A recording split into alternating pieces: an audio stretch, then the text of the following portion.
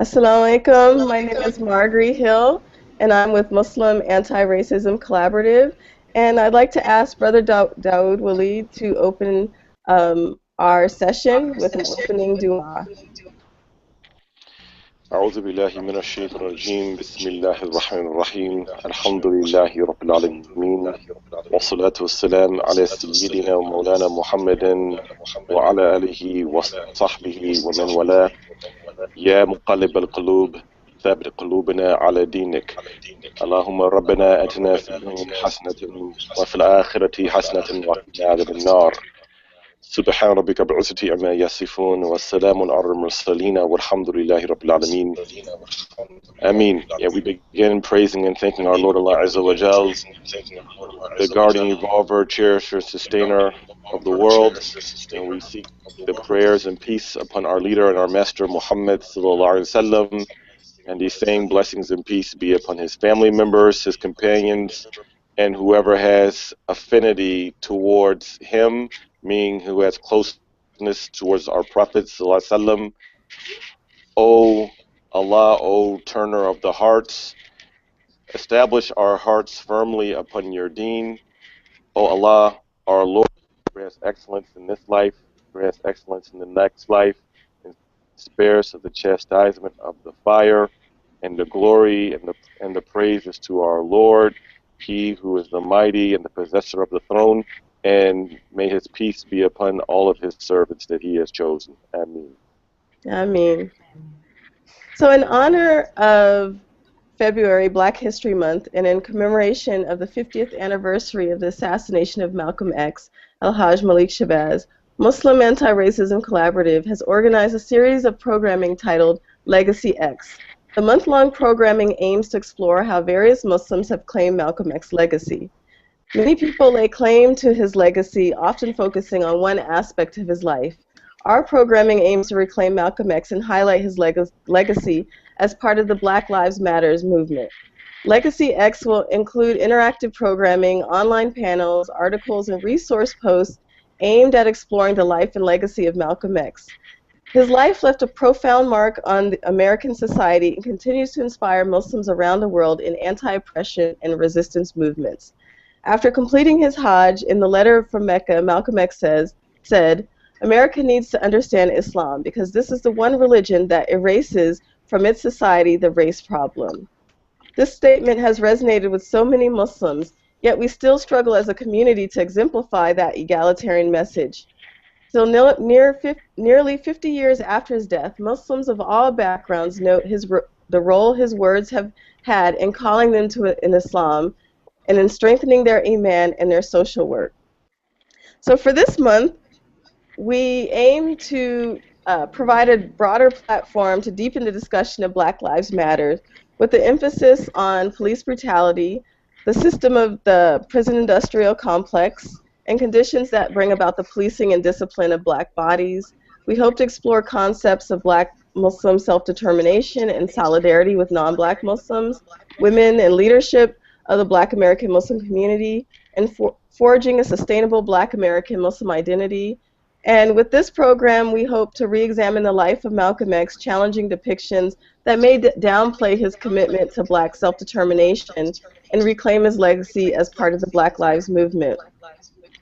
Today we have three wonderful guests who are noted for their amazing contributions. They're three bright stars in our community. So we have Imam Dawood Walid. He's the Executive Director of the Michigan chapter of the Council of American Islamic Relations, a chapter of America's largest advocacy and civil liberties organization for Muslims. He is a preacher of the Islamic faith, delivering sermons at Islamic centers across America, and is a political blogger for the Detroit News. He has spoken at more than 30 institutions of higher learning about Islam and interfaith dialogue, and has also been interviewed, quoted, and published in numerous media outlets throughout the globe. Dawood served as an assistant imam at Masjid Wali Muhammad in Detroit from 2001 until September 2011, while also serving as interim resident imam at the Bosnian Islamic Center of Hamtramck during the summer of 2007. I know I butchered that name, so apologies to the Bosnian community. We also have Donna Austin, and she's a doctoral student, doctoral candidate at the Department of Anthropology at Rutgers University, where she also received her BA in Linguistics and Africana Studies. Her research interests include examinations of race, ethnicity, gender, the body, phenomenology and embodiment, religion, language, media representation, and Islam in America. Her dissertation research is an investigation of the interplay of race, ritual embodiment, and Muslim ontology. She has been researching and writing about the history and experiences of American Muslims for many years, with particular focus on the American Muslim community. She has a book chapter entitled Color Me Invisible, The Hidden Legacy of African American Muslims, which appears in A Black Experience in America.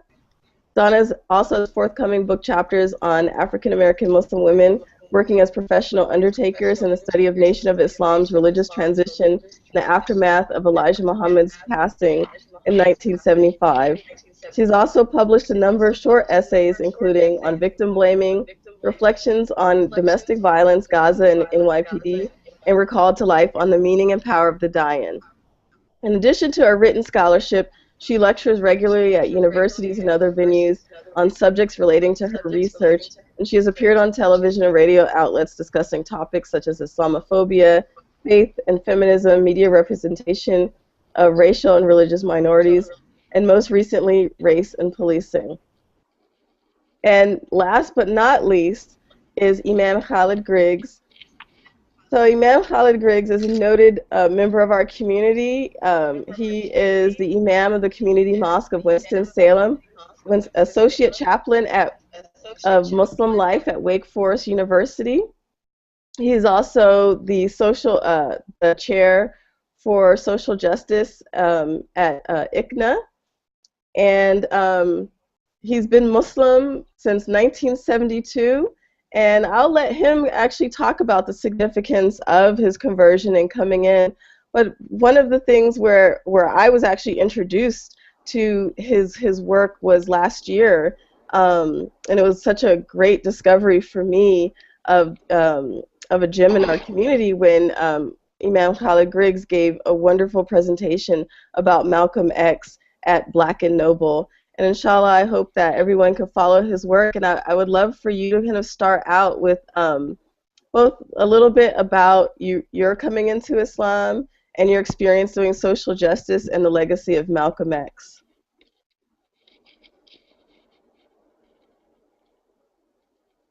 Oh, you're on mute, Imam.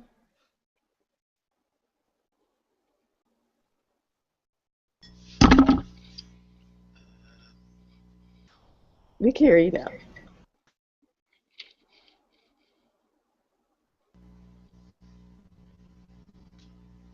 Okay. Can you hear me now? Yes. Okay, very good. Okay. I came into Islam via an organization that was based in Washington, D.C. called the Islamic Party in North America. And this was a predominantly, overwhelmingly African-American organization that arose in the inner city of D.C. as a direct result of the conditions, not only the conditions affecting the African American community, spiritually, physically, economically, but also because how this organization came into existence was because of the relationship that the African American Muslims, and it was just a handful of us, relative handful of us at this time in Washington, D.C., it came into existence because there was not an acceptance of the mission that we felt that we needed to address. So we were very much influenced by the work and the not so much the theology, but the ideological perspective of Malcolm. And so my conversion into Islam is something that can be told probably millions of times in terms of African Americans recognizing the significance, particularly those who were politically inclined and oriented. Malcolm represented a kind of, in a standard, not just a standard of manhood, but a standard of being fierce in his determination to exercise, as he was saying, by any means necessary, exercise whatever it took to try to help bring about a sustainable existence and a noble existence for African American people. And of course, and the last thing I'll say, and I'll be quiet on the subject, but of course, recognizing Malcolm's commitment to Islam through the Islamic Party, we attempted to address conditions by having a department of the organization called Oppressed People's Affairs. And this Oppressed People's Affairs was very active in trying to coalesce with different African American, in particular, groups in Washington, D.C. At that particular time, maybe names like Stokely Carmichael, Kwame Ture. His organization was represented in a group that we were represented in called the United Black Community. So we took a page from the organizational model of Malcolm and tried to enlist the guidance of Islam and infuse an assertive Muslim involvement in the life of the general community.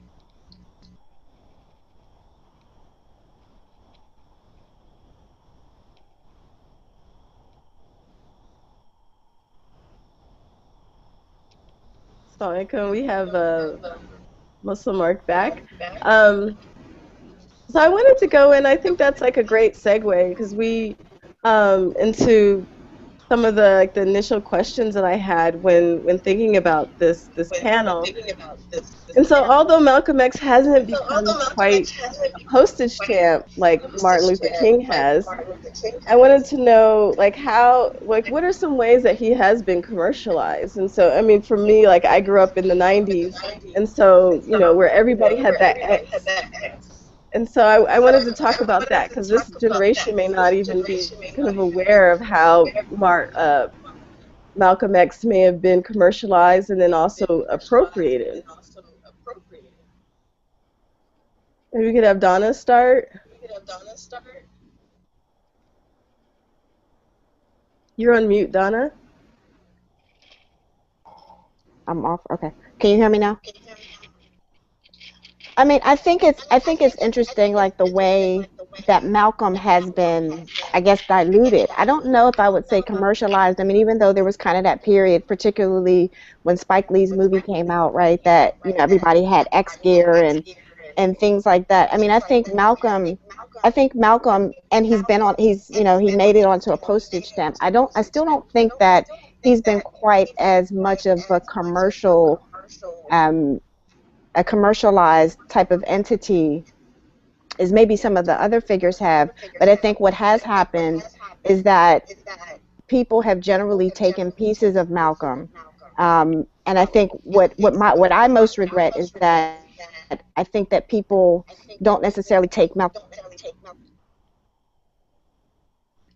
right? But then they don't want his theology, or they latch on to his politics, and they don't want his theology, or they latch on to his theology, particularly his post Mecca theology, and that's speaking specifically of particularly non-black Muslims, right? We want kind of al-Hajj, but we don't want to think about Malcolm X or Malcolm Little. And so I think more than commercialized, I think he's been compartmentalized, and I like to think of him as in a holistic way, because I think that's how he's the most powerful. His theology was co-constituted along with his politics, and you can't really understand his politics very well if you don't understand his spirituality, and vice versa. You can't really understand his spirituality if you don't understand his politics and his nationalism. And so for me, I think more than commercializing him, I think we've compartmentalized him, and we don't really get the full richness of kind of what he left us. Brother Dawood, can you speak to that?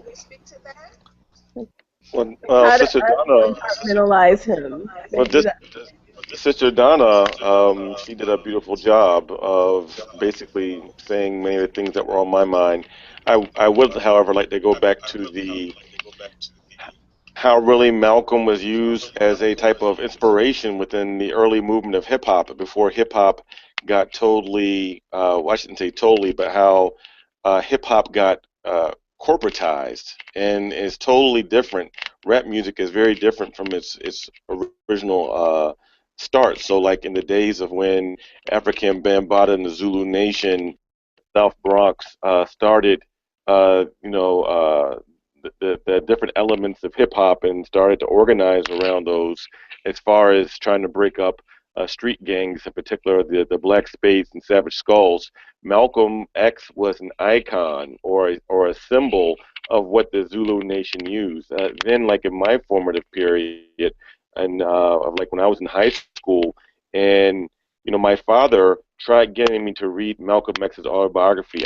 And really, I wasn't interested in reading it because I considered it to be old head or old man stuff. But I read Malcolm X's autobiography when I saw the Boogie Down Productions video of My Philosophy that showcased Malcolm when rap groups like Public Enemy started invoking Malcolm. That whole type of conscious hip hop wave from late 80s to early 90s, Poor Righteous Teachers, X Clan, the whole 9 yards. That was like a golden age, and it was through hip hop music that so many of us, be us black reverts, white reverts, and Latino reverts. I've heard Imam Suhaib Webb talk about how he was influenced into Islam through Malcolm via hip hop, to even children of immigrants who really weren't tasting the Islam from how their parent immigrant generation was preaching it, and people like Dr. Rami Nashashibi, who runs Iman in Southside Chicago, he talks about greatly, like through that whole hip hop era and Malcolm, how that really was a very essential part, connecting him back with uh, the holistic deen of Islam and the spirituality of Islam that really he and many children of immigrants of that generation really weren't getting down with the muhadarat and the khutub that were given in their masajid at that time.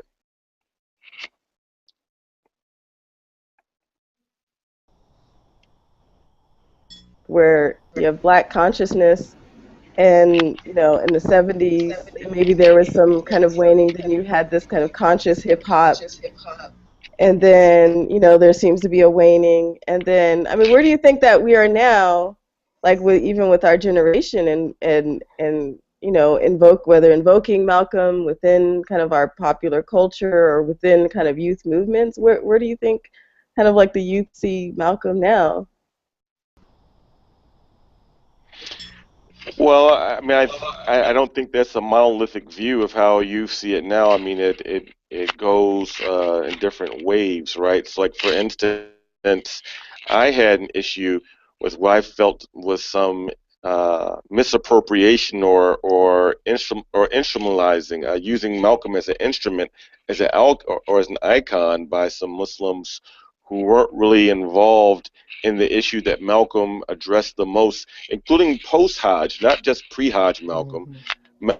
Malcolm post-Hajj was primarily focused about black suffering because that was the prime issue going on in America. He never gave that up, even post-Hajj. So, like for instance, when Gaza was being bombed last year during Ramadan, I saw some young activists who uh, were not involved in what was going on in Ferguson. Actually, that Ferguson thing hadn't gotten to a peak, but who had never been involved in any type of organizing regarding black suffering, mass incarceration, police brutality. And then I saw some of them like holding up signs and invoking Malcolm X. Well, I mean, that's good if you're actually going to be involved in solidarity and working in terms of what Malcolm really was dealing with was black suffering. And as Malcolm had a lot of empathy for people who suffered from colonialism, especially Africa and in the Arab world, and definitely he met with Palestinian leaders in Gaza, like that wasn't his first issue, right? So like I took exception and actually um, had to give some people like some I had to show some uh, I don't want to use the term righteous indignation, but I had to show my disapproval of some people who were using Malcolm as an icon, as a token, yet these same organizers were never involved in any of the bread and butter issues that Malcolm dealt with through his public life. I will say, however, that with the Muslims some of the Muslims who were doing organizing and went to the National Action in Ferguson, and some organizers who've been involved in protests in various cities regarding Black Lives Matter, in some cities at least, I have seen that some of those activists that got word about that, they took heed and at least have gotten involved a little bit more in terms of one of the main issues that Malcolm always talked about, which was police brutality and the dehumanizing of Black lives. So that's my analysis at this point in time. Go ahead. I mean, unless Imam Khalid, I mean, I want to give him an opportunity to jump in, but I mean, I was at Delaware State the other day and talking about the life and legacy of Malcolm X with some students there, and one of the things that I pointed out at that time was just to say that, like, I mean, in this moment, I mean, Malcolm was one of the figures in American history that we remember for the fact that he unapologetically declared that Black Lives Matter. I mean, that was kind of his whole thing, everything from basically declaring that our facial features and our hair and our skin and all of those things were things that about ourselves that we should love and we should be proud of, right? And we shouldn't try to alter, and that we should, and that there was something actually divine, right, about how we were made. And this is, for me, is a really interesting point of convergence between theology and politics, right? Because this was a central pillar, particularly in his years as a minister in the Nation of Islam, that actually, like, that how we were created as Black people was divine, right? And that was something that wasn't, that wasn't, I mean, it may sound kind of like, I mean, now we're at a point where, I mean, or maybe not, right, considering all the stuff that's happened, right, that's happening in front of us. But now we're at a point where maybe we don't think that's such a big deal. I mean, but if you think about, I mean, I was going through some images online yesterday, images from the Jim Crow era, right? Images, advertisements. I mean, there was something I posted on Facebook. For those of you who might be friends of mine, I posted an image yesterday of a bar of soap, like with blackface, right? And NIGGER, Joe's Tar Baby soap, right? And and then like kind of the selling point is that black soap will it'll wash the black off of you, right? And so this was normal, right, in the time of Malcolm, in the time of Malcolm's parents, right? You walk out and you would find signs that read, whites only. You can't sit here. You can't sleep here. You can't go to the movies here. You can't give birth here, or if you're sick, so I mean, and I think it's really important to kind of stress the importance of the psychological damage that those type of daily reminders do. And that's not even I'm not even talking about the violence yet, right, which is a complete whole other level of dehumanization that we don't really delve into. And so I think that one of Malcolm's biggest contributions to Black liberation was that he told us that our lives matter, and that and that loving ourselves was something that we had to do for our survival. And so in this moment, kind of, right, that Black Lives Matter, again, it should be obvious, right? But it's not, right? It's not obvious, because Black life keeps getting snuffed out with no consequences, right? And you have people who find that even saying those three words, right, they'll argue with you over that. Like, you can't even say that Black life is important without people contesting that and fighting you in 2015. So I think that, like, for me, like, you know, I don't know how, and that's what I would like for youth. I mean, I think some of them are they definitely get it, whether they're connecting it directly with Malcolm or not, because they're out in the streets, they're putting their lives on the line, they're risking arrest, they're being arrested, some of them, you know, because they're willing, you know, they're willing to sacrifice for that basic truth, right? That our lives are important and our lives are sacred. Um, and so yeah, so I think some youth are getting it. Some of them do get it, and it's really heartening to see. It's also interesting to kind of, if you're following the events in Ferguson, I think one of the most beautiful things to me was when I saw that Ferguson activists had gone to the UN to talk about what was happening, and that is definitely that is a Malcolm moment if ever I saw one. And all I could think about when I saw that was, you know, I wish he could see it, you know, because that was where he was, particularly at the very end of his life. This is kind of what he advocated, and so to kind of see that come to fruition was really beautiful for me. Okay, so we have a question from Twitter from Bellatora08. How do you suggest that non-Black Muslims engage in Black Lives Matter movement, and what's their role? And this kind of, it echoes, there was that scene, right, like in the Malcolm X movie, where a young white woman, she asked, you know, how could she help, and what did Malcolm tell her? So maybe we could talk about that a little bit. Maybe we can start with Imam Khalid Griggs. How can non-Black Muslims or South Asian, Arab, Asian Muslims support Black Lives Movement?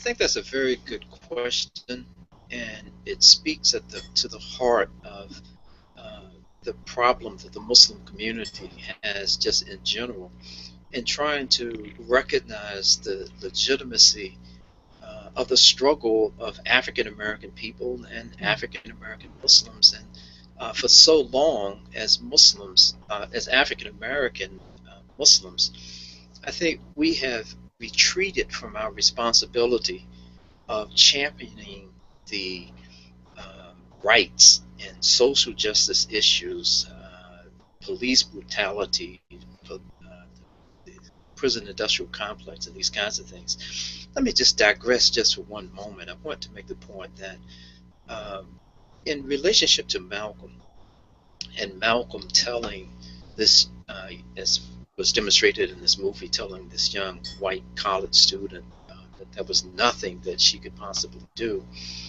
This was at a phase or a stage of development of Malcolm where he had not truly internationalized his perspective, nor had he become inclusive of non-African Americans. But my reading and my understanding of Malcolm up until the time of his death, and this comes from people who were in his organization, who were very much around him and working with him and inspired by him, they emphatically state that Malcolm believed that, and just to give an example of this, but Malcolm believed that it was the responsibility, particularly of African American Muslims, to come together and to organize and to find ways to collectively address the systematic and institutional racism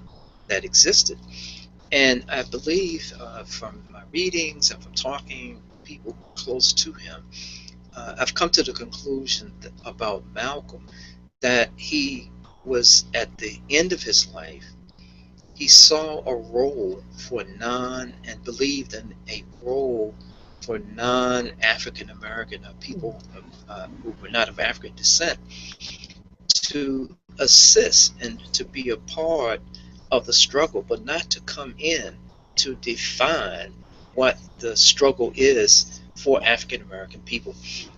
One other point I want to make too is that when we were talking earlier about the appropriation of Malcolm's image, there's a phase that the Muslim community in this country has gone through in relationship to Malcolm, that when Malcolm was martyred February 21st, 1965, the so-called, at that time, it wasn't so much saying Sunni Muslims. The term that we used was Orthodox Muslims. But the Orthodox Muslims, African American, and the Arab and Pakistani and other Muslims in the immigrant community, including African Americans, were so terrorized by actions of the federal government, actions of the Nation of Islam that Malcolm had gone from, that there was so much tension and so much violence, intra-Muslim violence at this point, that I'm not offering this as an excuse, but I think that we were afraid as Muslims to appropriate the legacy of Malcolm in any kind of serious degree. I mean, this is not a statement about everybody. You had people like Muhammad Ahmed, Max Stanford, and Imam Jamil Al-Amin. You had so many others who took up this mantle. But I can recall in the early 1980s when we organized in Winston-Salem, North Carolina, I think it was 2 or 3 national conferences on Malcolm X, and it was about reclaiming the legacy. And I was really shocked at the number of Muslims, particularly African Americans, but even those who were from the immigrant Muslim community, who rejected the idea. They actually came to the conference and rejected the idea that Malcolm was even a Muslim. And they point this out because, and this was in the 1980s, and I point this out because part of the problem that we have had in analyzing and then imploring devices, ideological devices that Malcolm was so keen about, was that this lack of Muslim appropriation. Everybody took Malcolm for the most part except the Muslims. And so we've been very late in coming to the party. And it's so encouraging to me to see young folks like yourself, and that it's funny for me to sit and look at myself as the old guy now, but to see young people like Sister Donna, Brother Dawood, all of you looking at Malcolm in his fullness and not being afraid, having the courage to first find out about Malcolm. And when you look at Malcolm and you're sincere about this, you have to be able to appreciate that community and those people that he gave his life for, that Allah, in my estimation, blessed him with martyrdom. He's Shaheed. And that's a special blessing that all of us, that most of us won't have.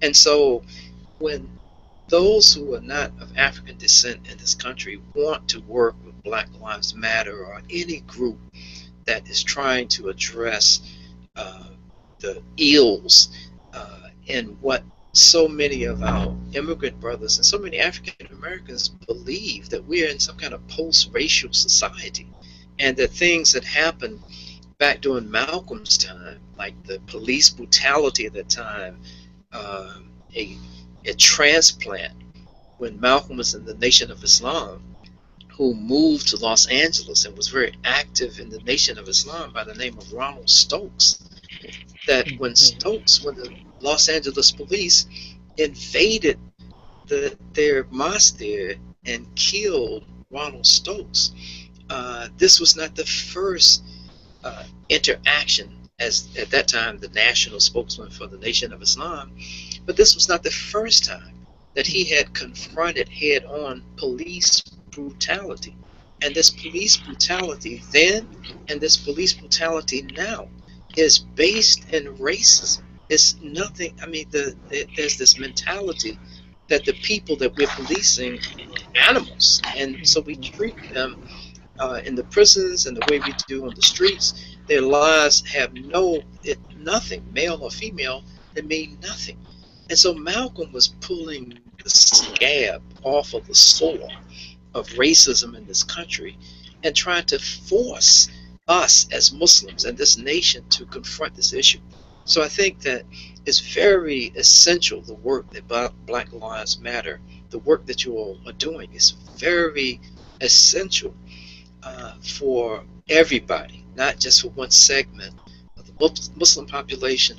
It's important for this nation. If we care anything for the legacy of Malcolm, we have to address this issue of racism head on.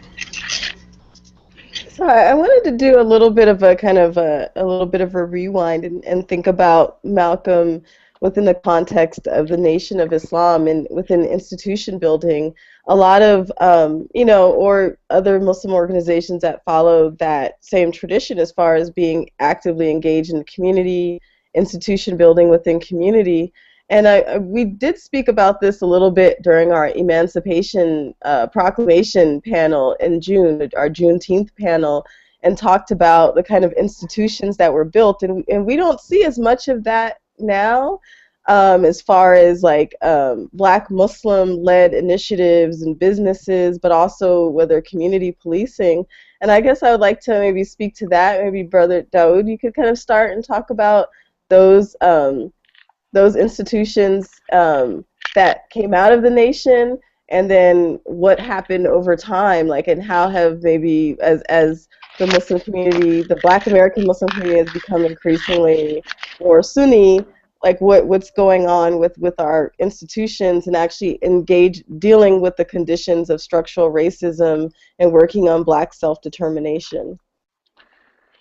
Well, for those of the people who are watching who aren't familiar, that for the most part, the Nation of Islam was a very small organization until Malcolm X came out of prison and actually lived with his brother here in metropolitan Detroit area. Actually, Temple Number 1, which is now named Masjid Wali Muhammad, is the first place that Malcolm X began to start preaching. And once he was here, and then later went to the East Coast, it was through Malcolm that the Nation of Islam really grew.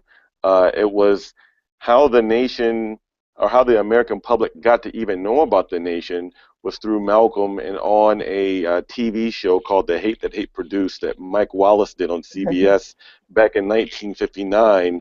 And we can even go back and look at some Islamophobic framing in 1959 and compare it to what's going on in 2015. A lot of the framework really hasn't changed for mainstream media. By the way, you can catch that on YouTube if you want to look at it. Just for it's people. on YouTube. And I think everyone should watch it. The Hate That Hate Produced. It's excellent. I've seen it maybe about 4 or 5 times. But then Malcolm went into cities. He went into homes, on streets, and literally fished people out of the streets. This is the language that the Nation of Islam appropriate from Christianity, where according to the modern day gospel, it said that Isa alayhi salam told Peter to put down his fishing rod and stop fishing for fish and start fishing for men.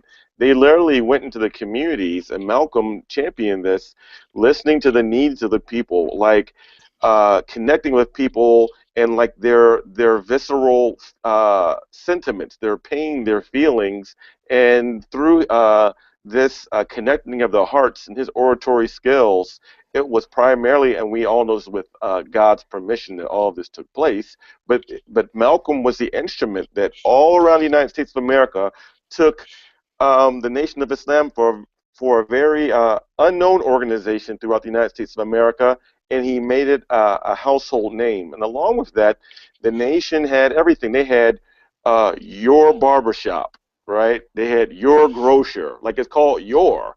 And this was language that Malcolm helped use, that he got from Elijah Muhammad. Elijah Muhammad said, "Do for self or suffer the consequences." And Malcolm X was going around the country, and he was talking about this, where people who called themselves Muslims, or as Dr. Sherman Jackson calls it, the proto-Islamic movement, the Nation of Islam. There were dry cleaners, grocers, barbershops. People who were Black and Muslim were running all types of business endeavors through the nation, and independently, people were making money and doing for self. Unfortunately, from my view, and I see it to this day, that a lot of Muslims, and I'm not going to place the blame on any one entity, but after Elijah Muhammad died and Warith Adi Muhammad, may Allah's mercy be upon his soul, took over leadership of that organization, uh, there were already many Muslims who were around before then, obviously before that transformation, and then more people started coming to Islam. And I feel that um, that old saying about throwing out the baby with the bathwater, that many of the good things that the nation was teaching, as far as like nizam, like Islam is about nizam. It's about organization, right? It's about doing something for yourself. It's about having some economic dignity so that you can even have zakat to pay to like help your Islamic institutions. That was thrown out, and then we got into sidetracked into a lot of dialectics, in my opinion, that don't have any uh, day-to-day reality on how we're going to fix our problems. And as I say, we can't fick our way, F-I-Q-H. We can't fick our way out of our issues. And brothers got to arguing and debating text about Majmu' Fatawa, Ibn Taymiyyah, and Majmu' Fatawa is not going to fix our problem that we have here in West Side Detroit. I hope that doesn't offend anybody who's watching, but I'm just saying we got caught up into a lot of polemics and people following, oh, well, this sheikh is on the hawk. No, my sheikh is on the hawk. And then people start claiming their school, the sheikh they follow in Saudi Arabia or Egypt or Senegal, and people like they set claiming like gang members inside the deen, right? So like we're so busy arguing about this, that, and that. And, I think a lot of us lost track of the mission of what we're supposed to be doing and got off into a whole bunch of, you know, the finer points of Islamic scholarship or scholastic talking points, and brothers aren't building anything. So like that's my synopsis. That's my take and my analysis of the situation. If I can jump in and add to that a little bit, I mean, I think obviously, like a lot of things have happened, right? So, I mean, that's that question that you're asking could be a panel or a book, right? In and of itself, Hopefully, inshallah. Because it is extremely complex, like the number, and actually with which changes took place within. Not just the Black American Muslim community, but kind of the American Muslim community and American society more broadly. I mean, you had changes in kind of law relating to civil rights, and so the whole question of race is shifting very rapidly. The immigration landscape and so the makeup of the Muslim community is going to start to begin to change really rapidly with the 1965 immigration reform.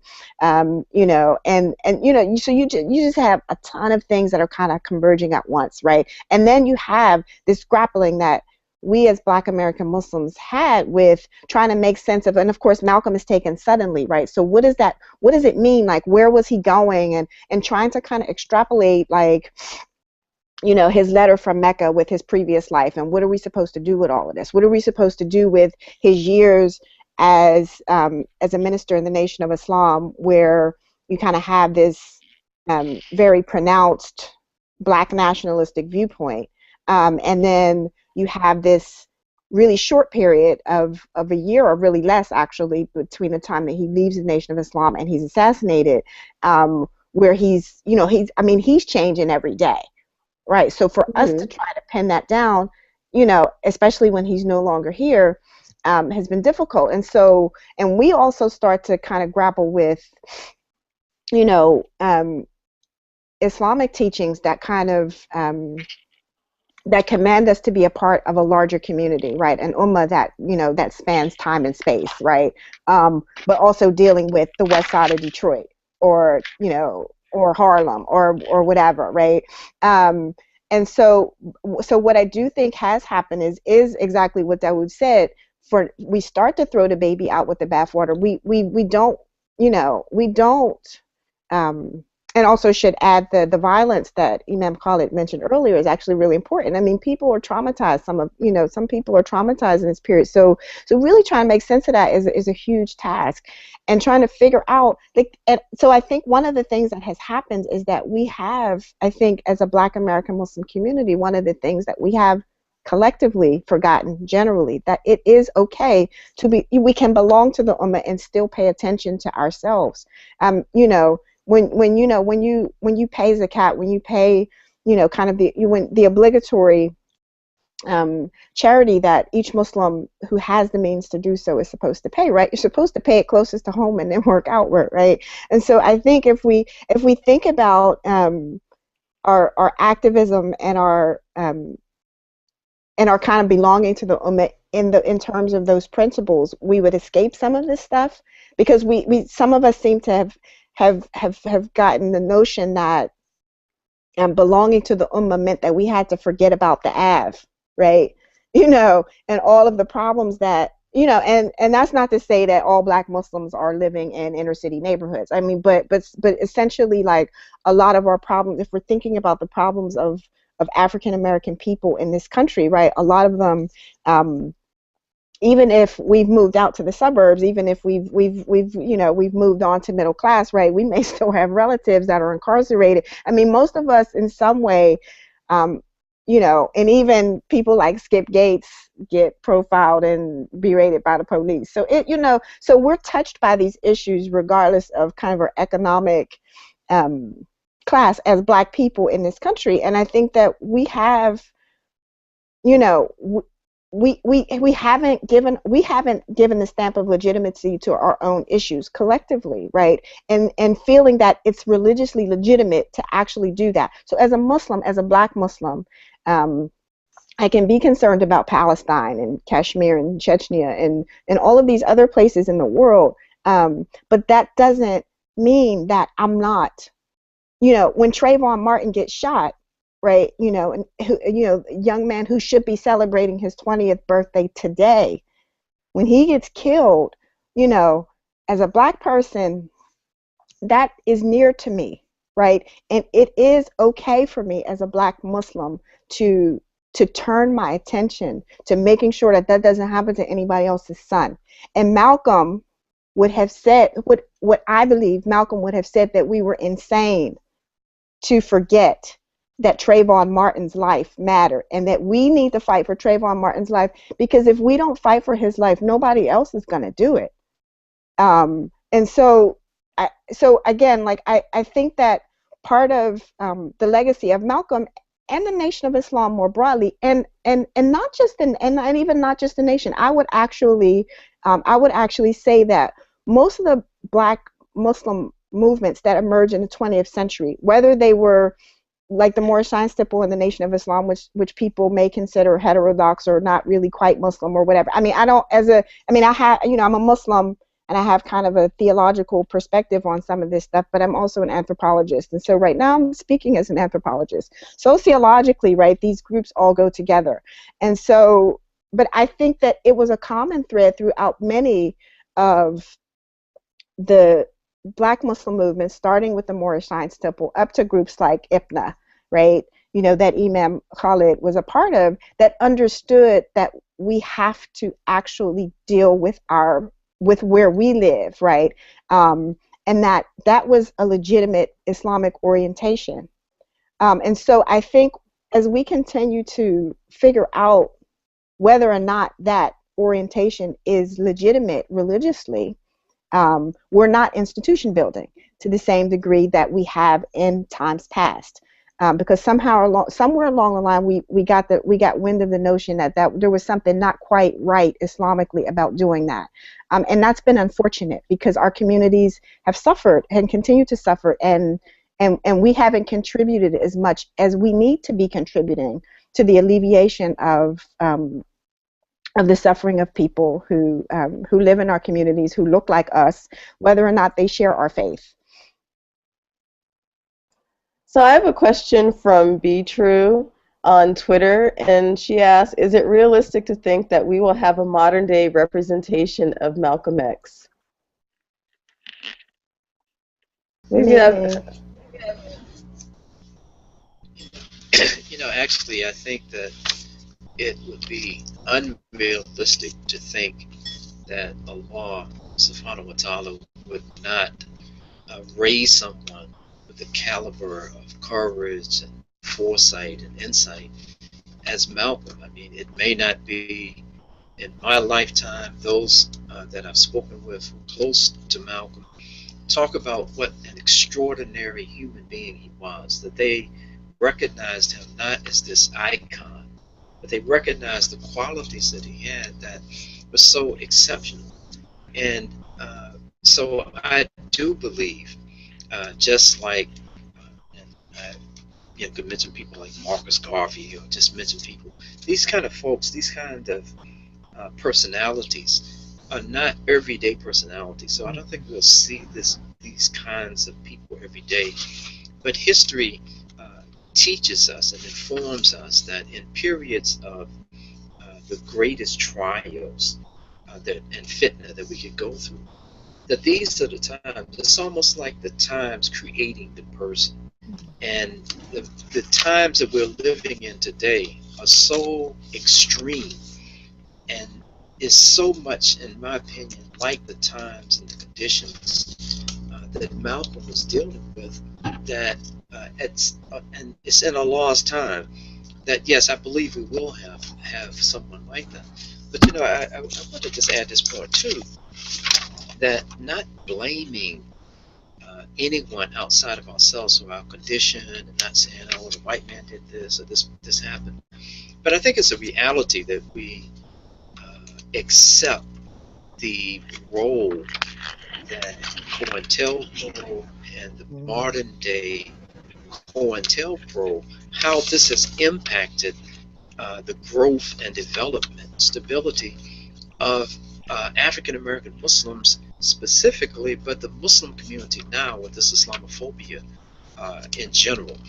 And so, as Imam Dawood has stated, what we saw during Malcolm's time with this hate that produced hate, and in the aftermath of this, that was nothing compared to the organized efforts to distort the message of Islam to the American people, and efforts to derail and to get people not to come close to the leadership of the Muslims through defaming them through this cottage industry of Islamophobia. I can't help but think, and Imam Dawood knows this and knows the situation much better than I, so maybe I shouldn't even speak about it.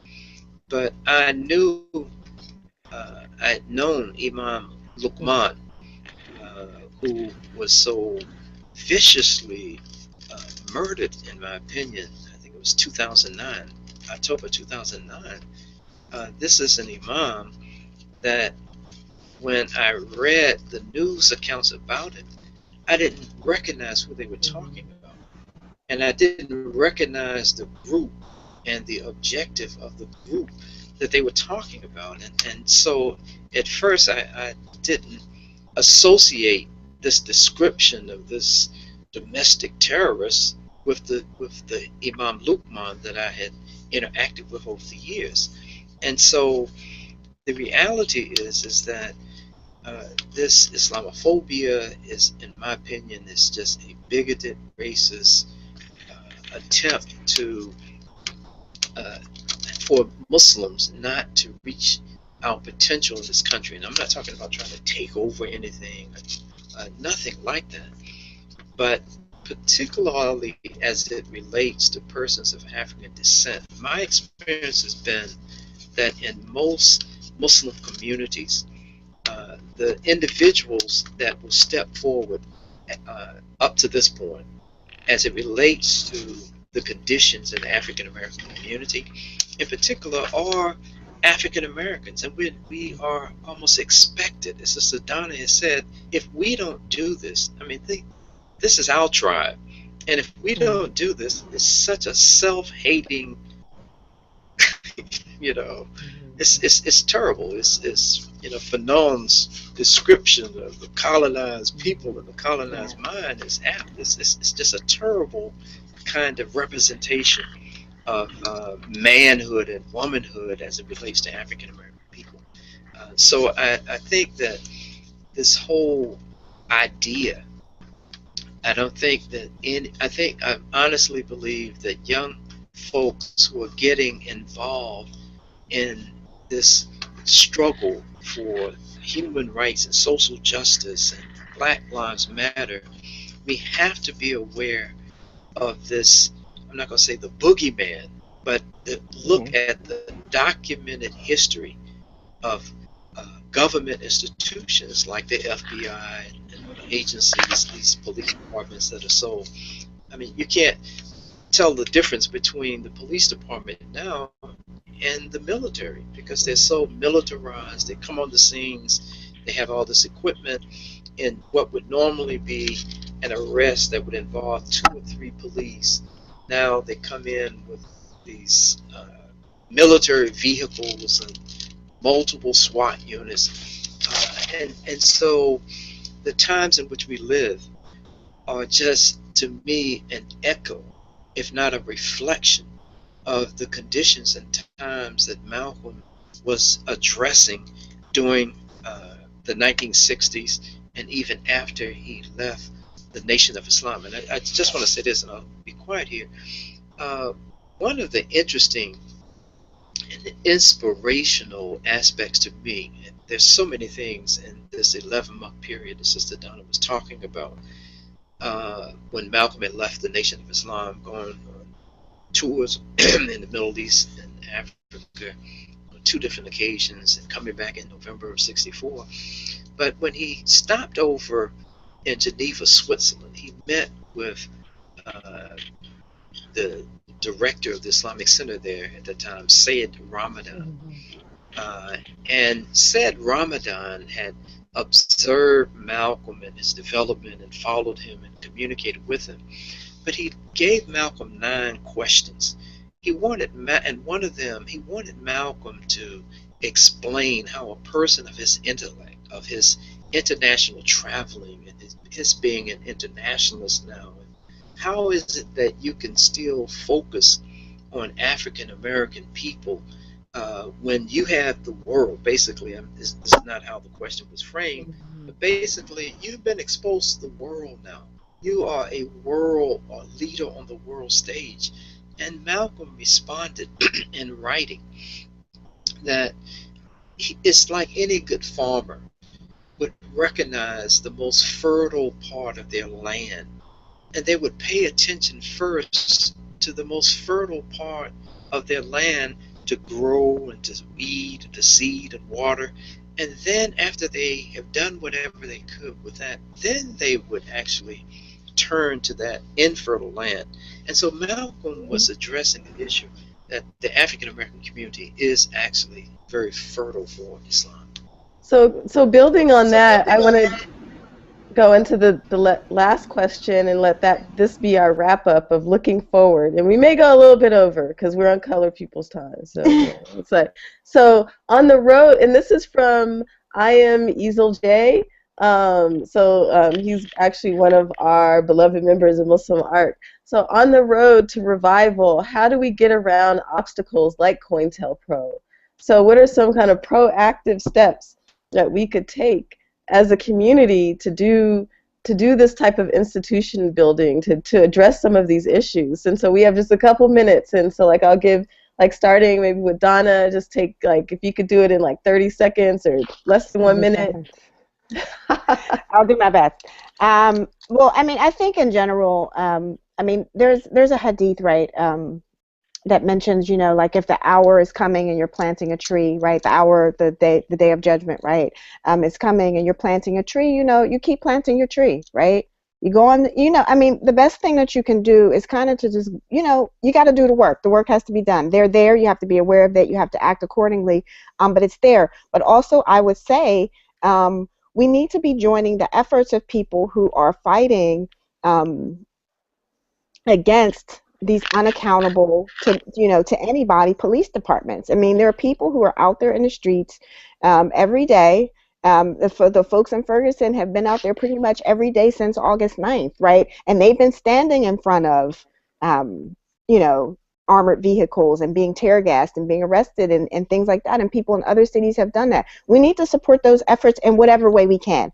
Because not everybody can be at a protest, that's fine, but we need to be supporting the efforts that people are engaging in to make police departments and law enforcement agencies at the at the municipal, state, and federal level accountable for their policing activities, whether that be shooting someone in the street with no cause to do so, or whether it be spying on people unjustly. I mean, these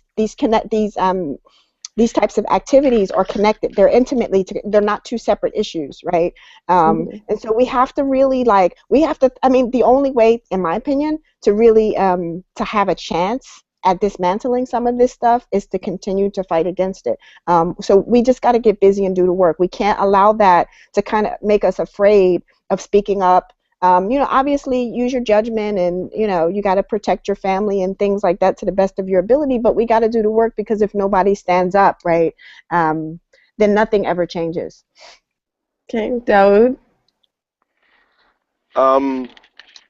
That's such a big question, but let me remind everyone who's watching that COINTELPRO is a new term or acronym, but the Sahaba dealt with COINTELPRO. It's called Abdullahi ibn Ubay and the Munafiqeen that were amongst the Sahaba. There's Munafiqeen.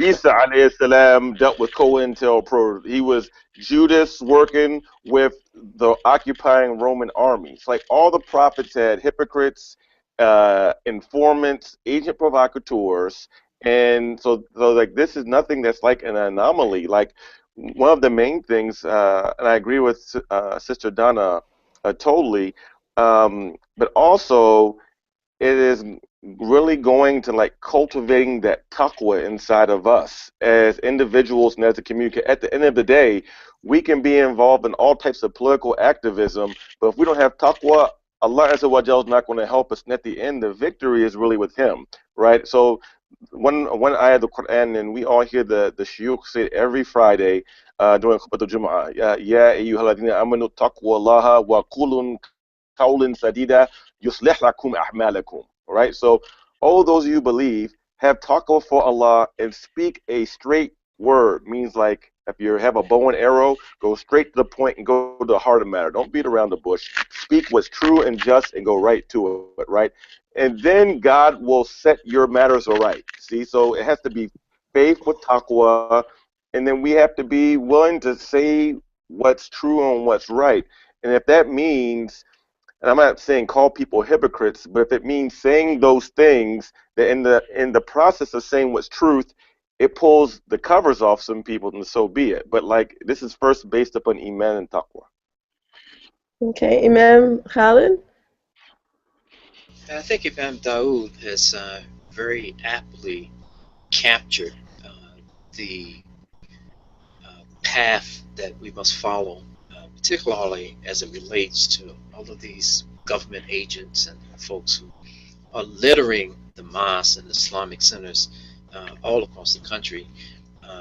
It's almost every Friday I can expect at the community mosque where I am all of these new faces, and it may as well just have a badge that they're wearing.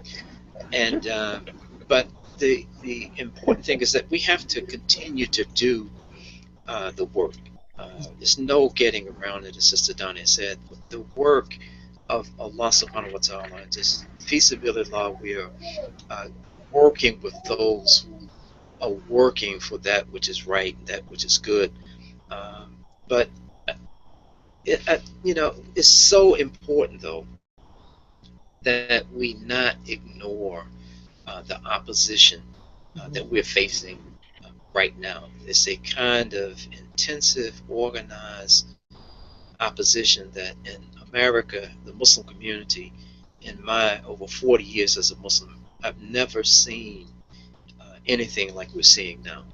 And so it calls for different tactics I mean, there's certain things, that, of course, about Quran and Sunnah that we must do these things, but from a strategic point, I think it's important that we recognize the times that we're in and organize and act appropriately and just keep our eye on the prize, literally, which is Jannah. I mean, so with that, we'll have to close out. We hope that you can still follow our amazing guests and their thoughts. They have some very powerful thoughts and suggestions, and inshallah, we can continue this dialogue. Please follow our series on Malcolm X. We're continuing our X Speaks, so we'll continue these discussions. So we have one February 8th, February 11th, the 14th, 15th, 16th, and 18th. And on February 19th, we have a hashtag coming up. So it's our 1-year anniversary at MuslimARC, being Black and Muslim. So that was the hashtag that started it all. So my name is Marguerite Hill, and you had Donna Austin, Dawood Walid, and Imam Khalid Griggs. And we're MuslimARC, Muslim Anti-Racism Collaborative, working to build and collect the tools needed to creatively address and effectively challenge racism from within Muslim communities. Thank you for your time, and Jazakallah khair. Assalamu alaikum.